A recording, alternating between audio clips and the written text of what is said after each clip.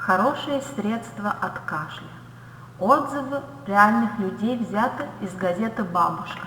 Отзыв написала Елена Полярус, Житомирская область, город Чудно. Читаю.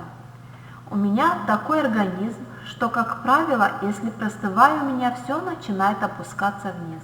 Сначала появляется насморк, ринит, затем начинает болеть горло, фарингит, а потом все это заканчивается трахеитом и кашлем, в основном в вечернее время суток.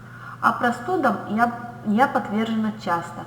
Перепробовала немало средств от кашля, но мне они приносили только незначительное облегчение. И вот, придя в аптеку за очередным сиропом от кашля, которого не оказалось, фармацевт предложила мне сироп корня солодки, оказывающий отхаркивающее действие. И результат его применения превзошел все мои ожидания. Во-первых, сироп обладает приятным сладким вкусом. Его следует принимать 3 раза в день по 1 десертной ложке. Выпили ложку сиропа, запили ложкой воды. Во-вторых, цена 20 гривен за 100 мл флакон.